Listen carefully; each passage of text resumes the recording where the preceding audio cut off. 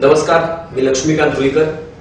Expert opinion या news and व्ह्यूजच्या विशेष कार्यक्रमामध्ये आपल्यासोबत भारतीय शिक्षण प्रसारक संस्थेचे सहकार्यवाह प्राध्यापक चंद्रकांत मुळे सर आहेत.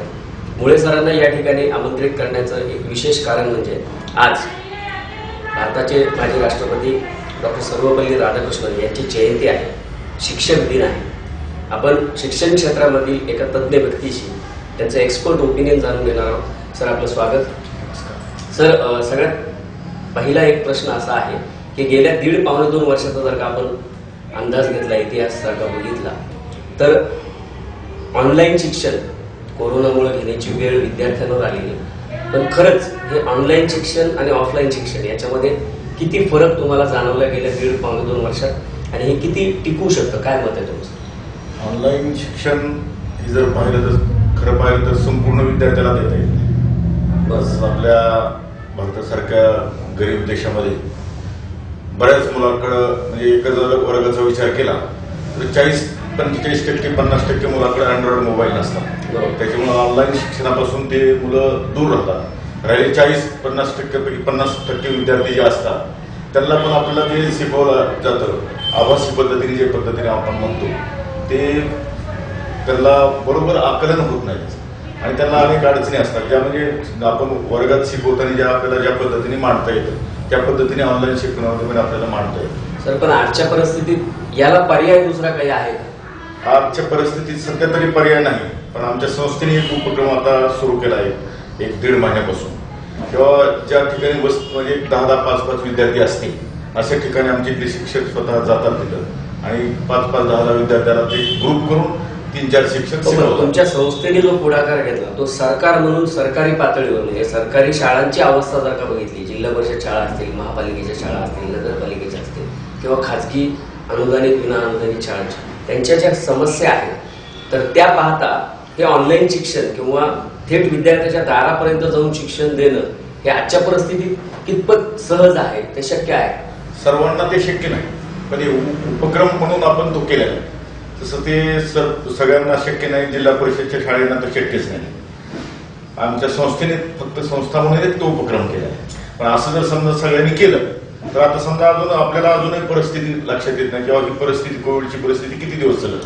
पण या सगळ्या परिस्थितीमध्ये काय शिक्षणासाठी म्हणून ऑनलाईन शिवाय एखादा वेगळा पर्याय आपण सुचवू शकता का? शिक्षण तज्ञ म्हणून तुम्ही सरकारकडे काही विशेष मागणी करणार आहात का या बाबतीत? सध्या तरी दुसरा पर्याय नाही, पण एक दुसरा पर्याय एक असा आहे किंवा सध्या शाळा सुरू आणि समजा एका विद्यार्थी वर्गात 30 विद्यार्थी, तर 30 विद्यार्थी तर समजा एक शिफ्ट 2 शिफ्ट मध्ये शाळा भरून आणि 15-15 विद्यार्थ्याचा एक ग्रुप करून शाळेतच शिकवणं हा एक पर्याय होतो सध्या. सर, जसा हा विद्यार्थ्यांचा किंवा पालकांचा, संस्था चालकांचा प्रश्न आहे, तसाच शिक्षण क्षेत्रामध्ये एक आता नवीन बदल होऊ घातला आहे. केंद्र सरकारनं नवं शैक्षणिक धोरण अंमलात आणण्याचा निर्णय घेतलाय. तर काय वाटतं, या नवीन शैक्षणिक धोरणामुळे खरंच शिक्षणामध्ये काही क्रांती घडेल का येरे माझ्या मागल्या हाच पुन्हा उपक्रम राहणार आहे? नवीन शैक्षणिक धोरण हे तसं व्यवसाय केंद्रित नवीन शैक्षणिक धोरण आहे. म्हणजे आतापर्यंत आपल्याला मुलं जे असायचे मार्क्सवाली नुसते मार्क मिळवला आणि त्याला कुठेतरी नोकरी समजा आपण देतो, पण या नवीन शैक्षणिक धोरणामध्ये 8वी पासूनच त्या पद्धतीने पंतप्रधान कौशल्य विकासासारख्या ज्या स्कीम आहेत त्या राबवल्या जाणार आहेत आणि त्या मुलांना समजा नोकरीकडे न पाहता व्यवसायाकडे वळवण्यासाठी असं शिक्षण आहे. अत्यंत चांगल्या पद्धतीचं शैक्षणिक धोरण आहे. आमची संस्था म्हणून त्यामध्ये आम्ही अनेक वेगवेगळे उपक्रम घेतलेले आहेत. नवीन शैक्षणिक धोरणावर वेबिनार आयोजित केलेले आहेत आणि त्या पद्धतीने नवीन शैक्षणिक धोरणाचा आताच्या नवीन विद्यार्थ्याला त्याचा खूप फायदा होतो. सर, नवीन शैक्षणिक धोरणामुळं टेक्निकल एज्युकेशनला किती वाव मिळणार आहे किंवा टेक्निकल एज्युकेशन किती गरजेचं आहे? कारण की आज फक्त मार्क्सवादी, तुम्ही जसं म्हटले, मार्क्सवादी विद्यार्थी तयार होत आहेत, बेरोजगारांची फळी तयार होते, परंतु त्यांच्या हाताला शिक्षण सुटलं की काम मिळावं या दृष्टीनं काय गरजेचं आहे किंवा तुम्ही काय सुचवाल, काय अपेक्षित आहे या नवीन धोरणामध्ये? नवीन शैक्षणिक धोरणामध्ये मुळात तो बदलच तो केलाय किंवा व्यवसाय म्हणून शिक्षण. म्हणजे आज 8वी आपण काय करायचं, 10वी नंतर टेक्निकल वगैरे, पण आज त्या मुलांना 8वी पासून आपल्याला पुढचं काय निवडायचं हा त्याच्यामध्ये बदल आहे. सर, जसा नवीन शैक्षणिक धोरणावर अनेक टीका टिप्पणी होत आहेत, नवीन शैक्षणिक धोरण जेव्हा लागू होणार तेव्हा होईल, परंतु आज शिक्षक दिन आहे आणि शिक्षक दिनाच्या निमित्तानं एक सगळ्यात महत्वाचा प्रश्न आहे की अनुदानित संस्था असतील किंवा विना अनुदानित संस्था असतील, या ठिकाणी जे शिक्षक काम करतात तर अनेक ठिकाणी म्हणजे शिक्षकांवर वेठ बिगारासारखे काम करण्याची वेळ आहे. तर या बाबतीत तुमचं काय मत आहे, काय असलं पाहिजे यासाठी? आता नवीन या सध्याच्या परिस्थितीत विनाअनुदानित, अंशतः अनुदानित, कायम विनाअनुदानित असे वेगवेगळे प्रकार आहेत. तर प्रत्येक शासन शिक्षकाच्या बाबतीत काही कोणतं शासन व्यवस्थित वागायला तयार, आश्वासन देतात. आता साधं पाहिलं किंवा टप्पेवारीचं प्रमाण 20, 40, 60, 80 आणि 100 असं पहिलं ह्याच्या अगोदर असायचं किंवा पहिल्या वर्षी 20 झालं की आपण त्याला पत्र नेण्याची गरज लागत नाही, 100% जायचं. पण आता 20% हे मागाच्या सरकारने दिले, त्याच्यातून ह्या शासनाच्या त्याच्यात काहीच बदल केला नाही. त्याच्यामुळे शिक्षकाची अत्यंत उच्चस्था होती आणि शिक्षक आज काही शिक्षक तर विनाअनुदानावर सेवानिवृत्त व्हायला लागले. ही एक वाईट परिस्थिती. म्हणजे शिक्षकांनी शिकवण्याचं काम करतात, पण शिकवण्याचं जर काम करताना जर समजा त्याच्या पोटाची परिस्थिती, समजा त्याचे कुटुंब भागण्यापुरती जर त्याला मोबदला जर मिळत नसेल तर ते विद्यार्थ्याला शिकवूही शकत नाही. ही एक अडचण आहे. तरी पण शिक्षकाने आजपर्यंत तो त्यांचा जे काय आहे स्टॅमिना शिकवण्याच्या बाबतीत तो टिकवून ठेवलेला आहे. पण इथून पुढे जर त्यांची सहनशीलता संपली तर ते अवघड आहे. सर, असं म्हटलं जातं की शिक्षक हा देशाचा कणा आहे, तो भविष्य घडवतो.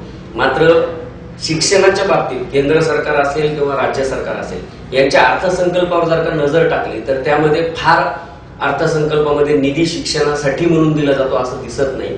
काय वाटतं आपल्याला की या बाबतीत किती निधी अपेक्षित आहे आणि तो कशा पद्धतीनं वापरला गेला पाहिजे? दुसऱ्या देशाचा जर विचार केला, अमेरिका, रशिया अशा जर देशाचा विचार केला तर तिथं जवळजवळ 40%, 30% शिक्षणावर निधी असतो. पण आपल्या शासनामध्ये तसं धोरण नाही. इतर बाबीवर निधी टाकतात आणि शिक्षणावर कमी निधी टाकतात. वास्तविक शिक्षणामुळे सगळ्या देशाचं शिक्षण हा मूळ बेस पाय आहे. हा समजून जर समजा निधीचं जर व्यवस्थित केला आणि चांगला निधी केला तर एक चांगली पिढी घडेल. शिक्षणामधून राष्ट्रपती होऊ, पंतप्रधान होऊ, आताचे भावी शास्त्रज्ञ घडतात. त्याच्यामुळे शिक्षणाला हा जर बेस मानला तर त्याचा फायदा सगळ्याला होईल आणि शिक्षणासाठी जास्तीत जास्त निधी शिक्षण क्षेत्रासाठी असला पाहिजे. पण कोणतंच शासन त्या पद्धतीने त्याकडे गांभीर्याने घेत नाही. हा गांभीर्याचा विषय आहे आणि तो गांभीर्याने घेतला पाहिजे. बरोबर आहे सर. या सगळ्यामध्ये आज शिक्षकाकडे पाहण्याचा जो दृष्टिकोन आहे तो सुद्धा कुठेतरी समाजाचा बदलला आहे असं आपल्याला वाटतं का? कारण पूर्वीचे शिक्षक जर का पाहिले तर त्यांच्या हातून अगदी कलेक्टर पासून ते शिपायापर्यंतचे विद्यार्थी त्यांनी घडवलेत, शास्त्रज्ञ घडवलेत. पण आज शिक्षकाबाबतीत तेवढी लोकांमध्ये सहानुभूती नाहीये किंवा आदर नाहीये असं दिसतं का? काय सांगाल आजच्या शिक्षक दिनानिमित्त? तुम्ही म्हणतात ते बरोबर आहे. म्हणजे त्या मताशी मी तुमच्या सहमत आहे. म्हणजे मी स्वतः खेड्यात शिकलेला विद्यार्थी, म्हणजे 100-150 वस्तीचं घर आहे माझं, उमराचं घर आहे. पण त्यावेळेस जे शिक्षक होते ते खरंच मेहनती शिक्षक होते आणि सगळ्यात महत्वाचं ते शिक्षक गावात राहायचे. गावात राहिल्यानंतर अक्षरशः त्यांना आपुलकीने सगळ्या गावातले गुरुजी म्हणायचे. आणि म्हणजे त्यावेळेसची परिस्थिती पाहतो मी किंवा त्या शिक्षकाला इतकं म्हणजे मान असायचा. प्रत्येक घरी जर कार्यक्रम असेल, मुलीचं लग्न जमायचं जरी असलं तरी त्या शिक्षकाला आवर्जून बोललेलं असायचं. किंवा गावातला एखादा कोणता प्रॉब्लेम झाला, निर्माण झाला, डिस्प्यूट झालं तर गुरुजीला बोलल्यानंतर हे कुठेतरी सुटेल हा विषय म्हणजे त्या शिक्षकावर त्या विश्वास होता. हल्ली शिक्षकाची वागण्याची पद्धत जरा थोडी चुकीची झालेली शिक्षकांच्या बाबतीत. त्याच्यामुळे वातावरण समाजामध्ये बघण्याचा दृष्टिकोन चुकीचा झाला. सर, तुम्ही एक आदर्श शिक्षक तर आहातच, परंतु तुम्ही एका मराठवाड्यासारख्या वेगवेगळ्या भागामध्ये तुमच्या संस्थेचं मोठं शैक्षणिक जाळं आहे. तर संस्था चालकांच्याही काही अडचणी असतील ज्या सरकार दरबारी आहेत, तर त्या काय आहेत आणि त्या बाबतीत तुमचं काय मत आहे की सरकारनं कशा पद्धतीनं भूमिका घ्यायला पाहिजे, काय निर्णय घ्यायला पाहिजे? आजची परिस्थितीत संस्था चालक तर खूप अडचणीत आहे. म्हणजे या अगोदर समजा एक 10-12 वर्षापूर्वी वेतनेतर अनुदान हे संस्थेला दिलं जायचं. 9%, 10% वेतनाचं अनुदान द्यायचं आणि त्या वेतनातून अनुदानावर शिक्षकां म्हणजे बाकीचे संस्थेचा कारभार असायचा तो चालायचा, घर भाडं वगैरे या पद्धतीने द्यायचं. पण आज या पद्धती ह्या 3-4 वर्षात म्हणजे ह्या 10-12 वर्षात ते पण बंद झाले. थोडं 4-5% ह्या 2-3 वर्षात दिलं, ते पण आता ह्या 2 वर्षापासून बंद झाले. आणि शिक्षकांची भरती पण बंद आहे. शिक्षकांची भरती बंद असल्यामुळं शाळेत वर्गात शिकवायला शिक्षक नाही आणि ते वरून आपल्याला भरायचा अधिकार नाही आणि शासनही भरायच्या परिस्थितीत नाही. त्याच्यामुळे संस्था चालक तर दोन्ही ठिकाणाहून अडचणीत आलेले. सर, शिक्षकांची वानवा आहे किंवा शिक्षकांची भरती बंद आहे आपण म्हटलं ते बरोबर आहे, परंतु दुसरीकडे सरकारचं जे धोरण आहे ते असं जाणवतंय गेल्या काही वर्षात की जे जिल्हा परिषदेला किंवा संस्थेला अतिरिक्त झाले शिक्षक त्यांना दुसऱ्या संस्थेमध्ये, खाजगी संस्थेमध्ये समायोजन करण्याचा एक प्रकार नवीन समोर आलाय किंवा शिक्षण सेवक हा एक जो प्रकार आहे तर तो कितपत योग्य आहे आपल्याला काय वाटतं? समायोजनाच्या बाबतीत शासनाचं धोरण योग्य किंवा विद्यार्थी संख्येमुळे ते पदं कमी झालेले असतात आणि त्यांना दुसऱ्या संस्थेमध्ये याकडे दुसरीकडं म्हणजे एकाच ठिकाणी 2-3 वर्ष झाल्यानंतर शासनाला बुरदंड त्याचा होतो. त्याच्यामुळे कुठेतरी त्यांनी शिकवलं पाहिजे. ह्यासाठी समायोजन हे शिक्षकाचं आवश्यक. दुसऱ्या क्षेत्रात, इतर क्षेत्रात कोणत्या क्षेत्रात शिक्षण सेवक ठराविक मानदंडावर नाही, पण शिक्षण क्षेत्रात शिक्षण सेवक ही योजना आहे ती वास्तविक चुकीची. शिक्षक हा देशाचा आधारस्तंभ आहे आणि देश अनेक नागरिक चांगले घडवण्याचा शिक्षक जर काम करतो आणि त्याच्या बाबतीत जर या पद्धतीने प्रतारणा होणं हे चुकीचं आहे. सर, एकीकडे शिक्षकांना अशा पद्धतीनं वागणूक दिली जाते किंवा शिक्षकांवर अक्षरशः अनेक ठिकाणी उपासमारीची वेळ आहे, त्यांना वेतन पुरेशा प्रमाणात मिळत नाही असं दिसतंय आणि इतर जे क्षेत्र आहे त्यामध्ये मात्र मोठमोठे पगार आहेत. तर आपल्याला काय वाटतं की राज्य सरकारनं किमान वेतन किती असावं? जसं आता शेतकऱ्याच्या मालाला देखील किमान हमी भाव देण्याचा निर्णय सरकार घेतं, तर शिक्षकाला किंवा शिक्षण संस्था चालवणाऱ्या लोकांना कशा पद्धतीनं मदत शासन करू शकतं किंवा शासनाने काय करणं आवश्यक आहे? आता शिक्षक भरती सुरू केला तर समजा एक तर शाळेच्या शिकवण्याचा प्रश्न मिळेल, पण शासनाने वेतनेतर अनुदान जर शासनाने संस्थेला दिलं तर वेतनेतर अनुदान दिलं तर संस्थेला त्याचा फायदा होईल. इमारत भाडं असतं, त्यामध्ये इमारत भाडं जवळजवळ 20-25 वर्षापासून संस्थेला आहे. त्याच्यामुळे आहे त्या परिस्थितीत इमारती शिक्षक म्हणजे संस्था चालक ते इमारतीमध्ये मुलांना शिक्षण देत आहेत.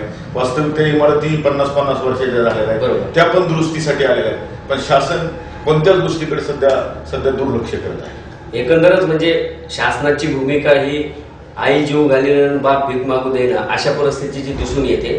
पण या सगळ्या परिस्थितीमध्ये एक चांगलं शिक्षण, दर्जेदार शिक्षण जर का विद्यार्थ्याला मिळावं असं वाटत असेल तर एक शिक्षक म्हणून तुम्हाला काय वाटतं की काय अपेक्षित आहे की त्यांना कशा पद्धतीनं चांगलं शिक्षण म्हणजे व्यावसायिक शिक्षणासोबतच शैक्षणिक शिक्षण सुद्धा त्यांना रेग्युलर शिक्षण सुद्धा मिळालं पाहिजे, यासाठी काय करणं आवश्यक आहे? कुठले बदल अपेक्षित आहेत?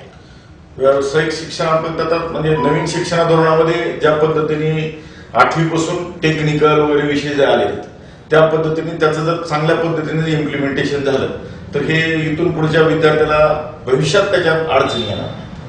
अजून एक महत्वाचा मुद्दा आहे की बहुतांश वेळा असं पाहिलं जातं की ज्या लोकांना शिक्षण क्षेत्राचा गंध नाही असेच लोक सरकारमध्ये बसतात किंवा त्यांच्या हातात ते खातं असतं ज्यामुळं त्या खात्याला योग्य न्याय मिळत नाही किंवा त्या खात्याच्या समस्या सुटत नाहीत. हे तुम्ही पाहिलं असेल. तुम्हाला काय वाटतं की जेव्हा शिक्षण हा विषय येतो किंवा शिक्षण मंत्रालयाचा विषय येतो तर तिथं मिनिमम क्वालिफिकेशन किंवा त्या व्यक्तीचा अनुभव किती असणं आवश्यक आहे आणि त्यामुळं काय समस्या सुटू शकतात? शिक्षण मंत्री जर व्हायचं असेल तर त्या माणसाला निदान चांगल्यापैकी शिक्षण क्षेत्रातलं ज्ञान असलं पाहिजे. तो निदान शिक्षण मंत्री हा ग्रॅज्युएट असला पाहिजे. पण हल्ली तशी परिस्थिती नाही, ज्याला शिक्षण क्षेत्रामधलं काही ज्ञान नाही. बरोबर. आणि दुसरा असा विषय की आपल्याला माहित असतं की बोलायसारखा विषय नाही, पण कोणतंच खातं सगळ्यात जर समजा काही अडचणीचं असेल कोणाला द्यायचं म्हणून शिक्षण क्षेत्रात खातं देतात आणि तो मग काय होतं, त्याला जर शिक्षण खातं असतं त्याची पसंती दुसऱ्या खात्याकडे असते. कोणाला बांधकाम द्या वाटतं, कोणाला ग्रह असं वाटतं आणि त्याच्यात जर एखाद्याला शिक्षण खातं दिलं तर तो नाराज होतो आणि मग नाराज झाल्यानंतर हल्ली ही परिस्थिती किंवा त्याला त्याच्यातलं काहीच कळत नसतं आणि तिथं जे सचिव अवर सचिव वगैरे जे असतात तेही शिक्षण क्षेत्र चालवतात आणि त्यांना काही या खालच्या शिक्षकाबद्दल म्हणजे ग्राउंड लेवलवर जे ग्रामीण भागातले शिक्षण आहे त्याच्याबद्दल काही घेणं देणं नसतं. त्याच्यामुळे शिक्षण क्षेत्रात खूप अडचणीची परिस्थिती आहे. सर, तुम्ही योगायोगाने विषय काढला म्हणून की शिक्षण क्षेत्रामधली जी ब्युरोक्रेसी आहे त्यांचा एक वेगळा त्रास किंवा त्यांचे जे नियम किंवा त्यांची वागण्याची जी पद्धत आहे ती देखील खटकणारी असं ऐकिवात आहे असं बघितलं जातं. तर काय वाटतं आपल्याला की या लोकांकडून काय अपेक्षा आहेत की ज्या शिक्षकांना किंवा जे संस्थाचालक संस्था चालवतात, पिढी घडवतात, तर त्यांना ज्या अडचणी येतात त्यासाठी कशा पद्धतीनं त्यांच्याकडून सुद्धा ट्रीटमेंट भेटली पाहिजे? त्यांनी कधीतरी असं ग्रामीण भागात त्या वरच्या लोकांनी दौरे केले पाहिजेत आणि बेस लेवलवर जे प्राथमिक शिक्षक, ग्रामीण भागात जे शिक्षक काम करतात त्यांच्याशी चर्चा केली पाहिजे किंवा संस्थाचालकाशी चर्चा केली पाहिजे आणि याच्यातून जर चांगल्या पद्धतीने त्यांनी जर मार्ग काढला तर हे जी काही अडचणी आहेत त्या निर्माण होणार नाहीत. सर, शेवटचा प्रश्न आपल्याला विचारतो की या सगळ्यामध्ये असं पाहिलं जातं की पालकांचा जो ओढा आहे तो मेडिकल इंजिनिअरिंग याच्या पलीकडे पालक फार पाहत नाही. तर अशा जे वेगवेगळी क्षेत्र आहेत, हॉटेल मॅनेजमेंट सारखं असेल, ड्रेस डिझाईन सारखं असेल किंवा चित्रकलेचं GD आर्ट सारखं असेल, तर या संस्था या जिल्हा लेवलवर सुरू झाल्या पाहिजेत. यासाठी आपला काय विचार आहे? सरकारने या बाबतीत काही धोरणात्मक बदल करणं गरजेचं आहे का? काय वाटतं? कारण IIM सारखी, IIT सारख्या संस्था ह्या फार तुरळक आहेत, तर त्या बाबतीत काय निर्णय घेतला पाहिजे? आता सध्याची परिस्थिती अशी की प्रत्येक पालकाला वाटतं की आपला मुलगा मेडिकल, डॉक्टर किंवा इंजिनियर व्हावा. बरोबर. पण ती मुलाची क्षमता पण तशी नसते आणि कुठेतरी त्या मुलावरती लादलं जातं. 100%. तर शासनाने या बाबतीत असं धरून किंवा निदान जिल्हा स्तरावर तरी तुम्ही म्हणता तसे ड्रेस डिझायनिंग कोर्स, वेगवेगळे टेक्निकलचे कोर्स, म्हणजे विद्यार्थी ज्या पद्धतीने आकर्षित होतील त्या कोर्सवर असे कोर्स जर आणले तर मुलांना काही काही परिस्थिती अशी होती की एखादा मुलगा डॉक्टर, इंजिनियर नाही झाला तर त्याला इतकं प्रेशर येते आणि त्या प्रेशरमुळे काही मुलं आत्महत्या करतात. 100%. ही अशी परिस्थिती सध्या ओढवते. तर शासनाने ह्या धोरणाचा कुठेतरी चांगल्या पद्धतीने विचार केला आणि त्यामध्ये दुसरं अशी बाजू की पालकांनी विचार केला पाहिजे की आपल्या मुलाची क्षमता काय. पालकाला पण त्याची समुपदेशनाची गरज आहे की आपला मुलगा काय होऊ शकतो, इंजिनियर, डॉक्टर. आणि इंजिनियर, डॉक्टर म्हणजे सर्वस्व नाही. ग्रॅज्युएट जर कोणत्याही क्षेत्रामध्ये जर चांगल्या पद्धतीने निवडलं आणि ते जर त्या मुलाने चांगल्या पद्धतीने मेहनतीने केलं तर ते चांगल्या पद्धतीने त्याचं होऊ शकतं. आता समजा BA जरी ग्रॅज्युएट जरी एखाद्या मुलाने केलं आणि मन लावून अभ्यास केला त्याचा 3-4 वर्ष, पार 11वी 12वी 3rd इयर पर्यंत तो MPSC आधी सहज MPSC पास होऊ शकतो. धन्यवाद सर.